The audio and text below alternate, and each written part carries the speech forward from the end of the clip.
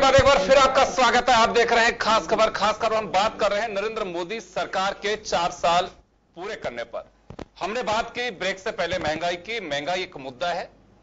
हम यही जानना चाह रहे थे कि क्या वास्तव में पब्लिक का भी मुद्दा है कि नहीं है, सियासी मुद्दा ही है, जनता के लिए मुद्दा है। जनता के लिए मुद्दा इस मायने में है कि महंगाई को राजनीतिक दलों ने हमेशा से चुनाव वैतरणी पार करने के लिए इसे मुद्दा बनाया, लेकिन जब वक्त आता है रिटर्न करने का तो तर्क दिया जाता है, महंगाई में विकास के रास्ते खोजे जाते हैं।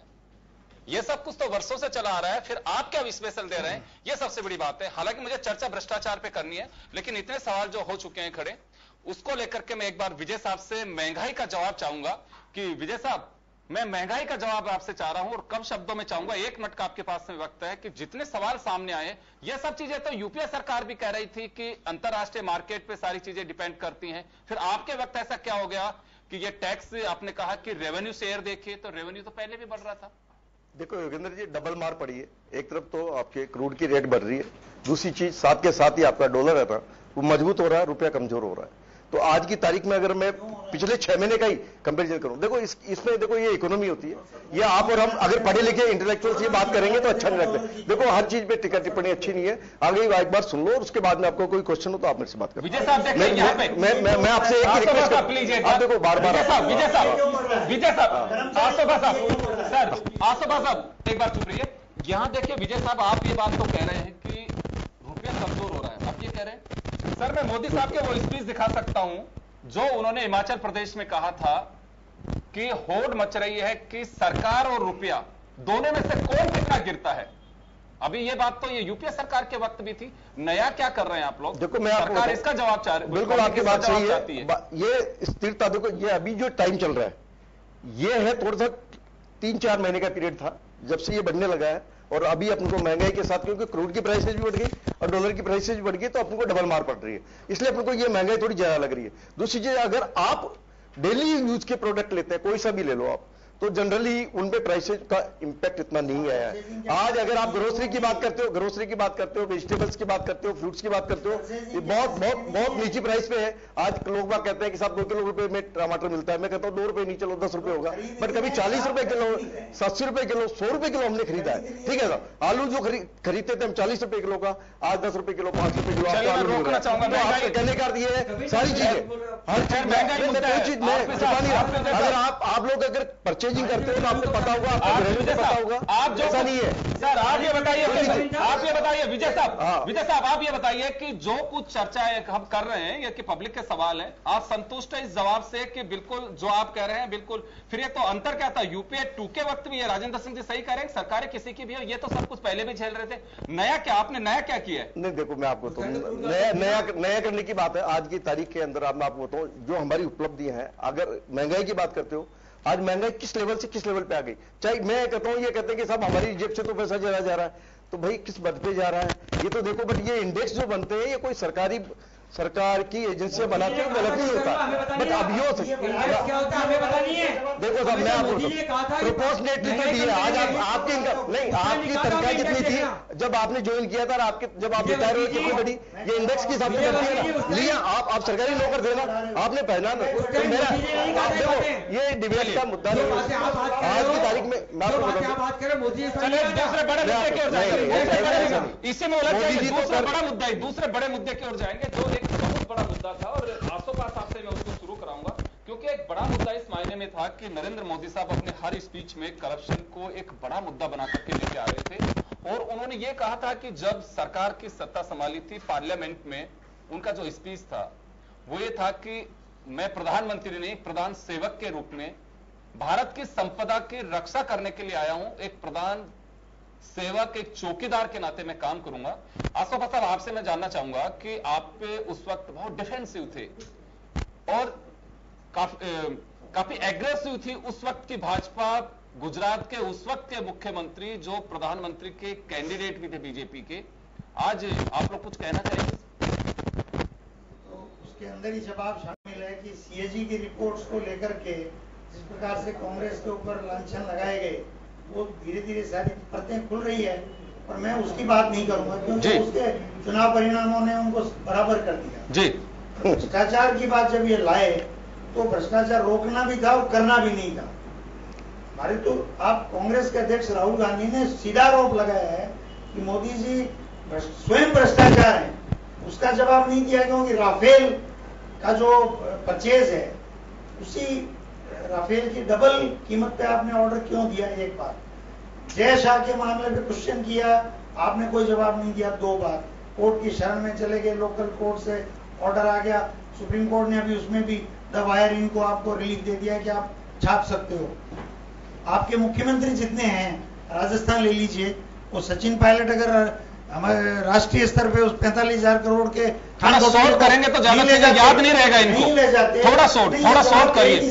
चले कोई बात नहीं, आप सवाल थोड़ा शॉर्ट कर रहे हैं, आप क्वेश्चन ही नहीं कर रहे हो कोई। मैं फिनिश कर लेता हूँ। मैं मध्य प्रदेश, छत्तीसगढ़ और पंकजा मुंडे की बात नहीं करूंगा, राजस्थान का एक ही मुद्दा ले लेता हूँ। अभी सेंट्रल गवर्नमेंट की बात चल रही है, मोदी जी के 4 साल की बात कर रही है, आप सरकार की सेंट्रल गवर्नमेंट की बात कर रहे हैं। राजेंद्र सिंह जी ने कही दी है, वो अवैध सारा काम चल रहा है, लेकिन जो 45,000 करोड़ का जो खनन घोटाला किया, उससे इस राज्य का नुकसान क्या हुआ उस भ्रष्टाचार से, मैं बताता हूँ कि अगर वो खाने। आपने एफआईआर दर्ज कराई क्या साहब? आप बात करते हो, आपने एफआईआर दर्ज कराई, इतना तो मादा रखते, कम से कम आप एफआईआर को दर्ज कराओ। आप ये कांग्रेस कहां से बोल रही है? आप कुछ तो करो, आप कुछ करते नहीं हो, सरकार के अगेंस्ट में आरोप लगाते हो, सरकार के अगेंस्ट में जाते नहीं हो, कुछ तो करो आप लोग। आप लोगों को एक बात है बोलना, टीवी पे आके बोलना, आप जाकर के अगर हमने कोई भ्रष्टाचार किया करो ना, आप जाओ सर। वही बोल रहा हूँ, लोकायुक्त उसकी जांच कर। मैं बात दूसरी क्या, आप एफआईआर को दर्ज कराओ सर, कहाँ बदला हो गया?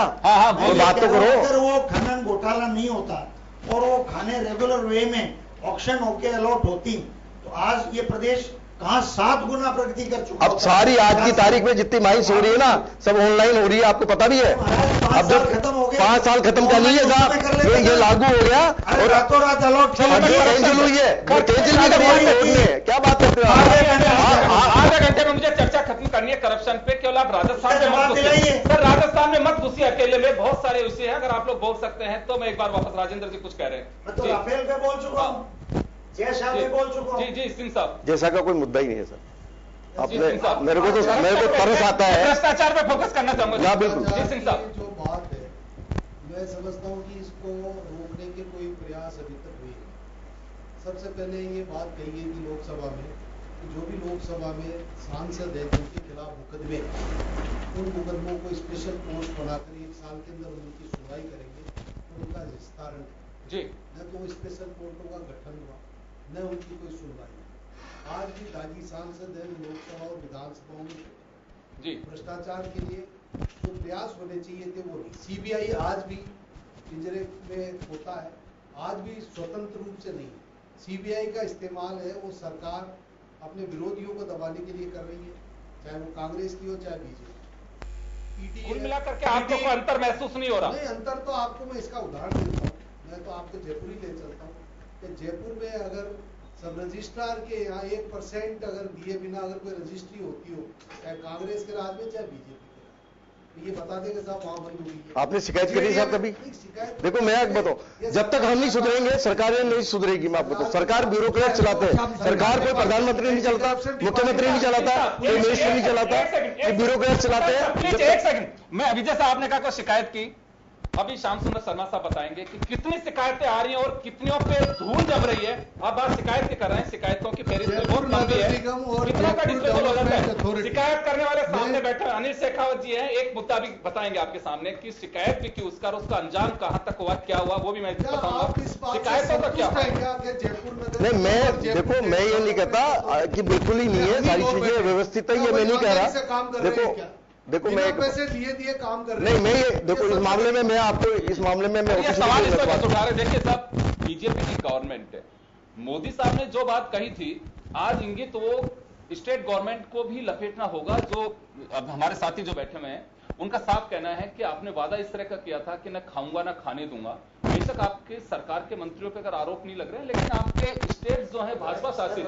सर एक बार आप सुनिए सर, आप एक बार राफेल को आपको राफेल एक सुरक्षा से संबंधित मैटर है, उसको मत उठाओ आप, और उठाऊंगा तो मैं उसका जवाब दूंगा। राफेल का एंटी करप्शन ने उनको रेड हैंडेड पकड़ा, हाँ, वो आज कहाँ है? वापस नौकरियों में। उसके पीछे दलील ये दी जा रही है कि जो आचरण नियम है, सेंट्रल सर्विसेज रूल्स है, उनमें इस तरह के प्रावधान है कि उनको वापस से रीस्टेट किया जाए। अब इनको बदलेगा कौन कानून? जो आदमी भ्रष्टाचार में पकड़ा गया है उसको आप कम से कम वापस बिल्कुल मुखिया बना के तो बताने दो। देखो ऐसे मैटर है ना, उसके फैसले इकोनॉमिक ऑफेंस कोर्ट में जाते हैं और जो डिसीजन देती है उसके हिसाब से चलता है। देखो मैं आपको बता दूं, प्रोसीजर होता है, प्रोसीजर के साथ सारा काम है। इतने बड़े बड़े अधिकारी अगर भ्रष्टाचार में, मैं छोटों की बात नहीं कर रहा, पटवारी थानेदार की बात ही नहीं कर रहा, जब किसी आपकी बात से मैं सहमत हूं। यहाँ देखिए जो बात निकल करके आ रही है सामने वो ये है कि ये सारी चीजें तो फिर पहले भी थी, आपने नया क्या किया कि सर्विस रूल्स में अगर आपने कोई बदलाव किया हो या कोई ऐसा काम किया हो, बिल्कुल इसका अंजाम ये होता है। योगेंद्र जी, दो चीजें मैं आपके नोटिस में लाना चाहूंगा। पीयूष गोयल जी थे, ऊर्जा मंत्री थे, उन्होंने बड़ी जो कैबिनेट की मीटिंग थी जो यूपी वाली, उसके अंदर क्लियर कट जो एनर्जी वाली जो मीटिंग थी उसके क्लियर कट कहा था कि कोई भी अफसर, मैं आपको बता दूं, चीफ सेक्रेटरी बना रहे थे यार, मेरी बात तो सुनो यार साहब, आप सुनेंगे आप नहीं, मैं आपको बता रहा हूं, कोई भी आदमी कहने से क्या हुआ, हिंदुस्तान के अंदर ये कहना कि भाई साहब जो आदमी नौकरी नहीं पसंद हो 7 दिन के अंदर इस्तीफा देके चले जाए, मैं करप्शन, वो तो मोदी आज तक आपने कोई आरोप लगाया? बहनों भाइयों, कि लोकसभा में जो अपराधी है, लोकसभा में जो अपराधी है होने चाहिए क्या? लोकसभा में अपराधी बैठे चाहिए क्या? देखो आरोप लगाने के लिए एविडेंस चाहिए, एविडेंस दीजिएगा। मोदी ने कहा था बहनों भाइयों, बोलने से क्या बैठे चाहिए क्या? नहीं, एक बहुत बड़ा सवाल है, हाँ बोलो। लोकपाल की नियुक्ति हो गई क्या, जिसके लिए बहुत लंबी चौड़ी लड़ाई? देखो एक बात बताऊं, लोकपाल की नियुक्ति के लिए आज भी मैं आपको बताता हूं, नहीं सुनो मेरी बात, क्या बाबा रामदेव को सलवार सूट पहनना पड़ा? मैं आपको एक बात बताऊं, और 2014 बड़े सहयोगी रहे थे वो। लोकपाल के अंदर क्या हो रहा है, आज कांग्रेस को बुलाते हैं, कांग्रेस कहते हैं जी हम तो एक्चुअली उनके पास विपक्ष का दर्जा है नहीं, वो कहते हैं जी हमको तो जब तक विपक्ष का दर्जा नहीं देंगे हम तो आएंगे ही नहीं, कोरम ही पूरा नहीं होने देते। तो मैं कहता हूं ये कौन है इसके पीछे, उनको तो देखो आप, आज वो इतने ईमानदारी से काम कर रहे हैं, उनको बुलाते हैं, वो बार बार मना कर देते हैं, जाते नहीं है। हाँ तो बस अगर आप लोग कह दें कि भाई उनके बिना ही काम कर लो तो वो भी कहीं सबको बुलाते हैं, बट लेटर के अलावा और भी होता है, अंदर नहीं आता है तो भी कोरम अधूरी नहीं रह सकते। उसके बिना देखो अनिल जी करप्शन की बात चल रही है, अनिल जी करप्शन की बात चल रही है यहाँ पे। खैर चलिए आरपी विजय भंडारी साहब बताइए, केजरीवाल जी ने पक्ष दर्जा दिया? अरे सर केजरीवाल साहब के होड़ नहीं कर सकते, बहुत बड़कपन है उनमें, उन्हें बड़कपन आता है। रुकिए तो सही, आपके 3 MLA सर समय पूरा हो जाएगा सर, पक्ष का नेता बनाया उन्होंने। सर समय पूरा हो जाएगा। आपने एक बात कही है कि किसी ने को शिकायत दर्ज की है कि मैं आज ही का उदाहरण आपको देना चाहूंगा और वो कटिंग्स दिखा सकता हूं, क्योंकि देखिए आज मीडिया जागरूक है कि नहीं है ये हमारा धर्म है, लेकिन पब्लिक इतनी जागरूक है कि वो कटिंग्स मीडिया को उपलब्ध कराती है। उत्तराखंड में जिस व्यक्ति का आप लोगों के विधायकों ने 18 MLAs ने रिटर्न में जिस व्यक्ति की कंप्लेन की, जोधपुर डिस्कॉम का आपने MD बना दिया उसका। यहां आते क्या हरिद्वार वो उत्तराखंड से आए या स्नान करके आए, एसएस यादव या उनके आरोप धुल गए। आप एसएस यादव साहब की बात कर रहे हो, नो डाउट ये भी मैंने आज मैं आपको बताऊं, मैं इस बारे में कोई कमेंट इसलिए नहीं कर सकता या तो आपके विधायकों ने आरोप गलत लगाया उस वक्त। नहीं मेरे को देखो ऐसा एक बात बताऊं कि मैं ये नहीं कह सकता साहब कि आरोप धुल गए नहीं धुल गए, क्या परिस्थितियां रही, चले शेखावत मुझे पता नहीं है। अनिल शेखावत जी, आपकी मैं उसके बारे में स्टडी करके हो सकता है आपने शिकायत की बात की, शिकायत भी क्यों हुई है उसका आप सुनिए। पूरे लवाब का जवाब ये, किसी ने शिकायत नहीं किया, इसी अशोक मार्ग पे थाने के पास में गवर्नमेंट जमीन पे कॉम्प्लेक्स बना हुआ है, मैंने वसुंधरा जी को कंप्लेन कर रखी है और नरेंद्र मोदी को चिट्ठी लिख रखी है, लो करवा लो, मेरे पास डॉक्यूमेंट है, सरकारी जमीन पे इमारत है, बीजेपी नेताओं के फ्लैट है, आप करवा लो पंचायत। मेरा कहने का कागज ले लो, नहीं सरकारी जमीन रेवेन्यू रिकॉर्ड ये जब होता है कि वो सरकारी जमीन है, ये दिया थाना।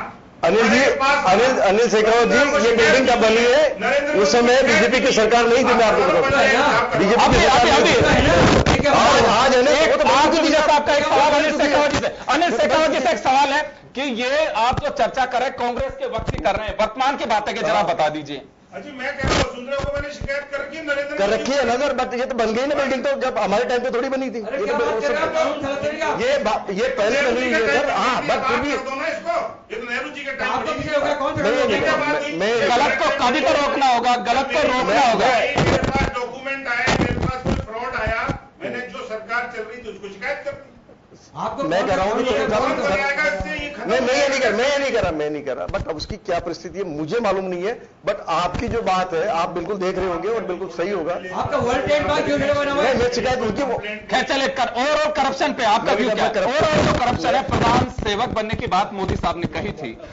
मैं उसमें जानना चाहूंगा। एक पर्टिकुलर बताया सब रजिस्ट्रार, ये भी इनकम टैक्स की प्रैक्टिस कर रहे हैं, मैं भी इनकम टैक्स की प्रैक्टिस कर रहा हूँ। 5 साल में जो इनकम टैक्स का करप्शन था वो आज भी है, बिना पैसे कोई काम ये भी करवा। अनिल जी जेडीए के अंदर मेरा एक पट्टा था, मैं मजाक नहीं कर रहा हूँ आपसे, 4 महीने मेरे को लगे बट मैंने सिंगल पेनी नहीं दी, मेरे 4 महीने लगे। बट मैं कोई बात नहीं, मैं आपको एक बात बताता हूँ, बट उसके लिए मैंने एफर्ट्स किए। जब तक हम अगर पैसा देना, पैसा अगर मैं नहीं दूंगा ना तो पैसा सामने वाला दे नहीं सकता।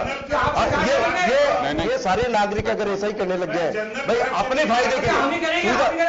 नहीं साहब एक बात बताओ, भंडारी जी चले भंडारी जी करप्शन पे आपका सवाल देगा तो दूसरा लेगा। आपका सवाल करप्शन पे, सबसे पहले आप ही का सवाल बताइए। अब आप सवाल पूछिए आपको। चले अपन थोड़ा सा अगर पूरे देश के बारे में विचार करें करप्शन पे, सर वसुंधरा जी को हिम्मत आके मैं पूरे देश की बात करूंगा सर। भंडारी साहब पूरे देश की स्थिति क्या है करप्शन को लेकर के, मैं वो जानना चाह रहा हूँ। पूरे देश में मोदी ने बहुत कहा था टाइम, मैं अपराधियों एक भी अपराधी को आज तक ना जेल भेजा ना कोई कार्रवाई, आज तक 4 साल हो गए। उस टाइम बड़ी उड़ाते करते थे, लोकसभा में बैठे हुए थे जो लोग, बहनों भाइयों, लोकसभा के अंदर भ्रष्टों को होना चाहिए क्या, क्रिमिनल नहीं होना चाहिए ना, सबको जेल भेजूंगा, एक को भी भेजा नहीं। येदियुरप्पा जैसे लोगों को और लेके आए साथ में, जो भ्रष्ट उनको आप लाते आ रहे हो। आप बताओ किसको जेल भेजा, किसको एफआईआर करेगा? चले श्याम जी का भी श्याम जी, ओवरऑल करप्शन की लेकर के मैं बात कर रहा हूं आपसे कि भ्रष्टाचार एक बड़ा मुद्दा चुनाव में रहा था, बहुत ही महंगाई के मार के साथ भ्रष्टाचार का भी एक बड़ा मुद्दा था। देखिए विजयवर्गीय जी बार बार कह रहे कि सरकार ने बहुत कुछ किया, लेकिन जब नोटबंदी हुई थी, नोटबंदी के वक्त बैंकों में जिस प्रकार का करप्शन हुआ उसके खिलाफ 250 करोड़ तो यस बैंक की अकेला ही कर गया, और बाकी प्राइवेट बैंकों ने जो कुछ किया उसके खिलाफ सरकार ने क्या एक्शन लिया मुझे नहीं अभी तक सामने आया। और कितना नोट जमा हुआ, कितना क्या हुआ। एक रियल एस्टेट के मामले में जो जिस प्रकार नोटबंदी हुई, फिर जीएसटी लगी और आपका पूरा का पूरा चौपट हो गया रियल एस्टेट। उसके बाद लाखों मजदूर वापस अपने घर को लौटे आए। श्याम सुंदर जी के सामने ये स्थिति बड़ी भयानक है। मैं एक बात और एक और पर्सन आप जो बार बार ये बात कर रहे थे कि हम बहुत सारी चीजें में हम कह रहे हैं कि अब हमारा निर्यात कितना घटा है आपको पता होगा। समझे, मैं इंडस्ट्री पे आऊंगा, मैं जब लूंगा इस सवाल, क्योंकि अभी हम इस पे करप्शन पे आना चाहेंगे। करप्शन वाली बात ये है, हाँ, आप नीरव मोदी की बात कर सकते हैं, आप चौकसे की बात कर सकते हैं। ये स्कैम से आप लोगों में किसी ने नहीं पूछा कि नीरव मोदी कहाँ चले गए, विजय माल्या क्यों भाग गए। और जिस प्रकार का जो घटनाक्रम करके हम चले गए, करोड़ों रुपया लेकर के देश का चले गए, और हम उनको आराम से भेजने की बात करें कि हम कार्रवाई करेंगे, कहाँ कार्रवाई हो रही है, कहाँ कार्रवाई होने की एक सेकंड नहीं है। और हमारी इकोनॉमी चरमरा गई उसके कारण। मोदी जो गए थे वो भी चले गए, मालिया चले गए, और आपके सामने जो बैंकों का करप्शन जिस प्रकार के सामने आया, कार्रवाई करने में सक्षम सरकार नहीं हो पाएगी। आप बता दीजिए। श्याम सुंदर जी मैं आपको बता दूं, इस सरकार के सबसे बड़ी जो कदम है डिमोनेटाइजेशन, जिसको कहते हैं कि उससे फायदा कुछ नहीं हुआ, उसका बहुत बड़ा फायदा हुआ है। वो आज भी सामने आता जा रहा है और इतने आदमी पकड़े जा रहे हैं, इतने नोटिस दिए जा रहे हैं। 90 लाख रोजगार खत्म हुए हैं। बिल्कुल निशा जी आपकी बात हो सकती है, मैं आप सुनो मेरी बात। आप बताओ जीएसटी का जो इम्प्लीमेंटेशन हो सकता है कि इम्प्लीमेंटेशन में थोड़ी सी कोई तकलीफ आई हो, चाहे डिमोनेटाइजेशन हो चाहे जीएसटी हो, बट अल्टीमेटली जो एम था उनका वो बहुत अच्छा एम था। और उसको काफी हद तक जीएसटी का अगर आपने कलेक्शन देखा होगा अप्रैल वाला, तो 1,03,000 करोड़ रुपए तक आतंकवाद उठ जाएगा। बिल्कुल क्या बात है, मैं एक बात आए दिन हमारे शहर में जो बताऊं, जम्मू कश्मीर में तो कुछ भी हो सकता है, आज भी हो रहा है, पहले भी हो रहा था, बट आपने 4 साल के अंदर एक ब्लास्ट देखा कहीं पर भी? बॉम्बे में देखा आपने, कहीं देखा आपने? तो ये सरकार इतनी संवेदनशील है इस मैटर में। ऐसा कश्मीर की बात तो मैंने पहले कह दी, कश्मीर को छोड़ करके कहीं अंदर आया आपको?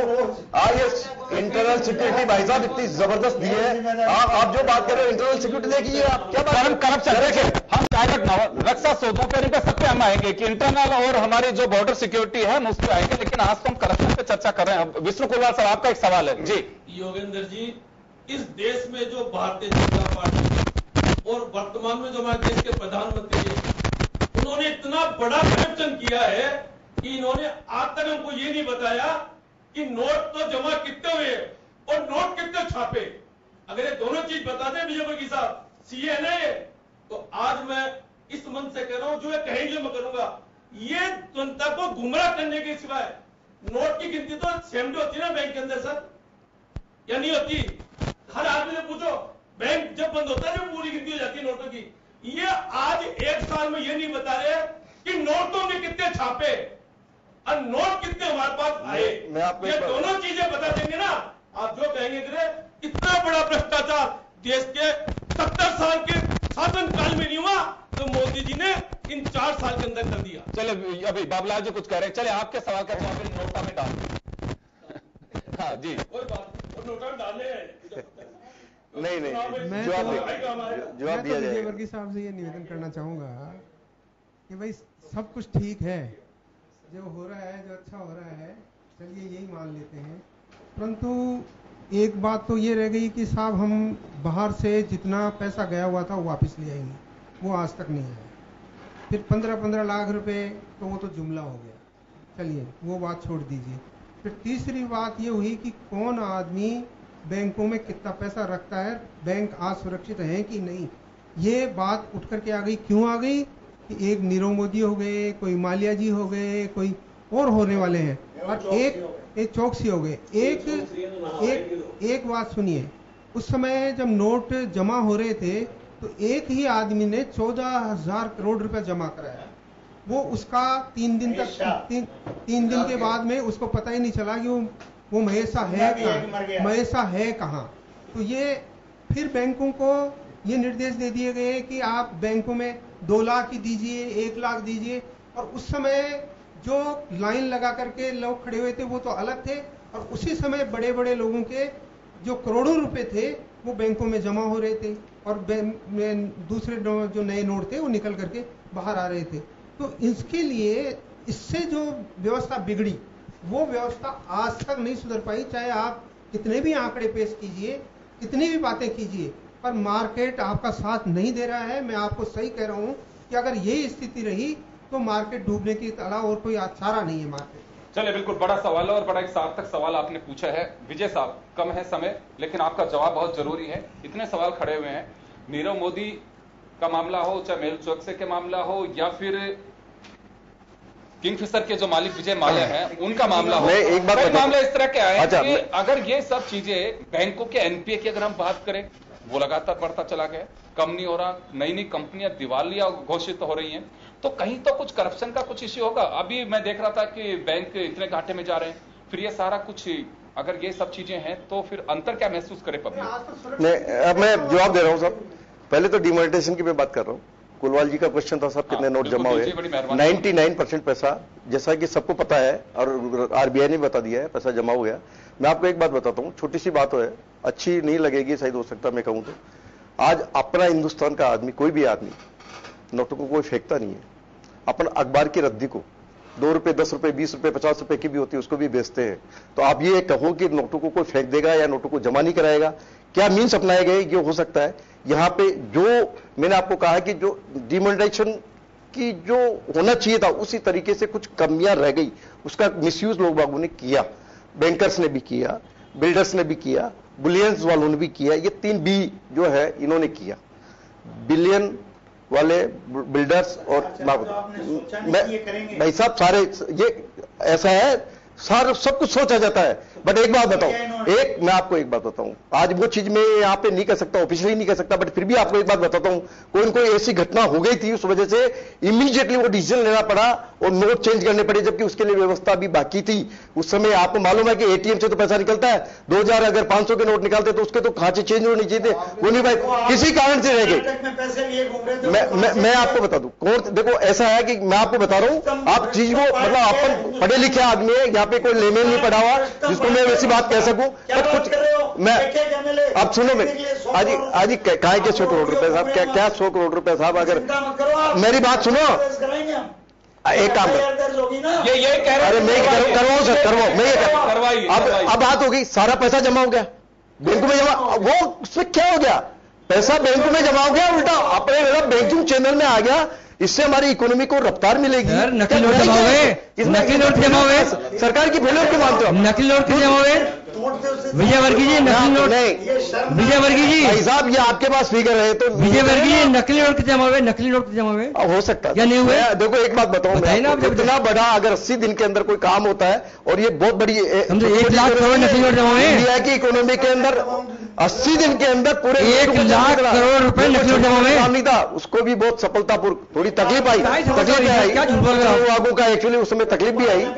चलिए मैं बताऊं, नोट मिल रहे हैं वापस 10%। चले आप इस मुद्दे पे मुझे आप लिया सब कोई जाकर के लिया और यहाँ जाके चेंज करवा लो, अगर ऐसा मिल रहा, मेरे को तो कोई मिलता नहीं है ऐसा कोई। आप ये बताइए कि ये आपने जवाब दिया कि कुछ इमरजेंसी थी, सारी बातें देखिए सरकार से आप एक आम हिंदुस्तानी के नाते बताइए कि जो आप जवाब दे रहे हैं वो एक आम आदमी के गले उतर सकता है कि सरकार के सामने ये परेशानियां थी, मजबूरियां थी, पब्लिक को क्या मतलब? योगेंद्र जी, पब्लिक को न उस समय तकलीफ थी ना आज तकलीफ है, पब्लिक को कोई तकलीफ नहीं है, सिर्फ गिने चुने पब्लिक नहीं है। क्या बात करें सर? एक बात, क्या तकलीफ है बताओ? आपका बैंक में पैसा चला गया, आप बैंक से पैसा निकाल सकते हैं?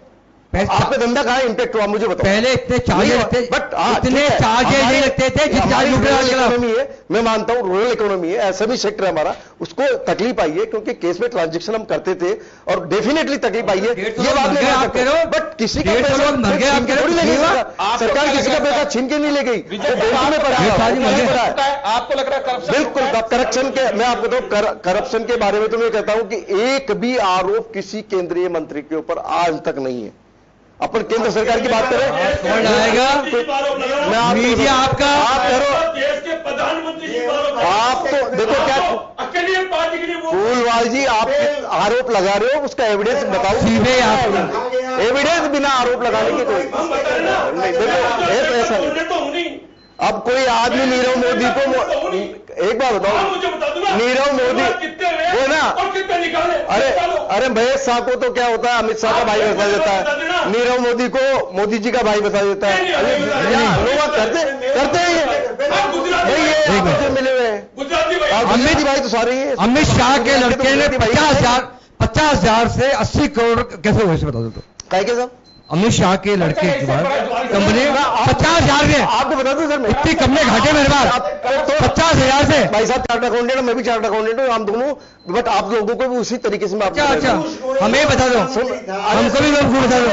आप इसका मतलब आप लोगों को आंसर किसी को नहीं चाहिए, आप क्रॉस क्वेश्चन करते हैं सब, आप सारे के सारे क्रॉस क्वेश्चन करते हैं, आंसर किसी को चाहिए नहीं। आंसर योगेंद्र जी कोई आंसर नहीं मैं ब्रेक के लिए रुकूंगा, मैं छोटे से ब्रेक के लिए रुकूंगा, ब्रेक के बाद हम लौटेंगे क्योंकि भ्रष्टाचार के साथ साथ काला धन भी एक बड़ा मुद्दा था और वाजपेयी माफ करेगा मोदी साहब के कई स्पीच है जिसमें कहा गया था कि 100 दिन में विदेश से काला धन लेके आएंगे। सुप्रीम कोर्ट ने एसआईटी का गठन किया, जो सरकार दावा नहीं कर सकती है कि हमारी पहल थी, सुप्रीम कोर्ट के डंडे की वजह से एसआईटी का गठन करना पड़ा। कितने आगे चले हैं, क्या भावते हैं हमारे साथी यहाँ पे काला धन को लेकर के, ये तमाम जो चर्चा है एक छोटे से ब्रेक के बाद करेंगे और ब्रेक तक के आपको इंतजार होगा, एक छोटे से ब्रेक के लिए।